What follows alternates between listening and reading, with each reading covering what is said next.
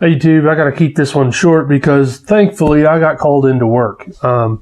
There's been the quantitative easing that they're doing again. And if you remember from 2008, this is exactly what George Bush did before Obama's presidency. And it caused great, not great in a good sense, but inflation. So that's what this thing is now, where Trump is wanting to send checks to everybody. And the latest number that I've heard is $1,200 per person per adult. And what I've said to a couple people in the last several days is, what's the catch? There's always a catch. What's the catch? Nobody just sends you free money, right? And the catch I saw last night. So I got to keep this brief, but there's going to be a lot of videos on this today, so you can follow up on this. Nancy Pelosi, I saw, is putting together a bill where they want to require a digital dollar and a digital identity. They want to move to a digital dollar and a digital identity.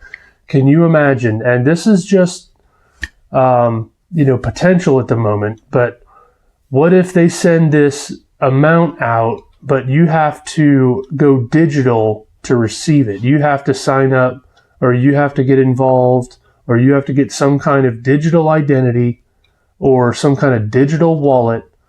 Read the article. It's from Forbes, so it's reputable, and it's all part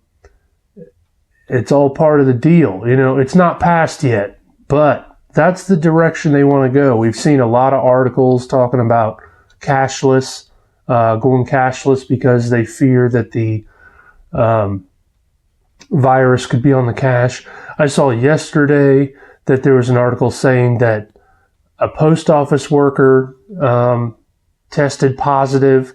And imagine the implications of that. What if they shut down the postal service because they're worried about transfer of diseases because of packages? Or, Amazon, a lot of their product comes from China. What if they put that same claim on it? That, what if the mail stops? That's crazy, right? So in a previous video, I mentioned that I had a dream, and I want to share that dream because I believe it's very relevant to what's been going on. And it's a short dream, but in the dream, I was standing in a long line, and there was no sign on the door, but it was just a slow moving line. It wasn't going anywhere. I was just kind of standing there. Everybody was standing in this line. And then I just had this revelation, like, this is the line for the mark of the beast. So I got out of line and I went to the other door that had no line whatsoever. It was like an empty door, no sign over it, but I knew that it was the door for rejecting the mark or the vaccine or whatever they were calling it. Again, these doors weren't labeled. And I knew that taking that door was walking to my own death, walking to my own execution.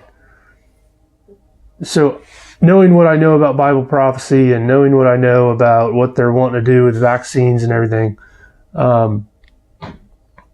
this may have been a line for vaccination or a line for, coronavirus testing or whatever it was. But I knew what the meaning was behind what they were saying it was. And I chose the other side because Scripture says that if you take the mark of the beast, that the wrath of God will be poured out on you, and that the smoke of the torment will be rising forever. That's Revelation 14, I believe. And it says that a grievous sore will break out on those that took the mark. So there is no forgiveness for the mark. Scripture is very clear that there is no forgiveness.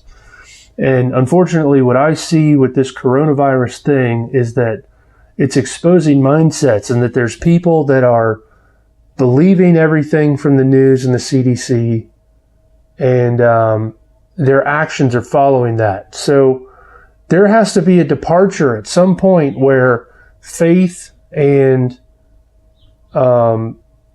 acceptance by the world, they're going to go two separate paths. The sheep and the goats will be divided, Matthew 25. So at some point, you're going to have to choose one or the other. You're not going to be able to have both. You're either going to have the world system and acceptance where you can buy and sell, or you're going to be fully dependent on God. And, he that loves his life shall lose it, and he that loses his life for my sake shall find it. So, avoiding the mark and taking death, that's not the wrong path to take. It looks like the wrong path to the flesh, but to the spirit, it's the right path. So, again, I got to go to work. Don't want to go too long, but I will leave those articles and, go research it and leave some corroborative information below if you find it. So, God bless. Don't take the mark of the beast. Don't take vaccinations, because I think that's how they're going to, try to bring it in under the radar as something else. That's it. God bless.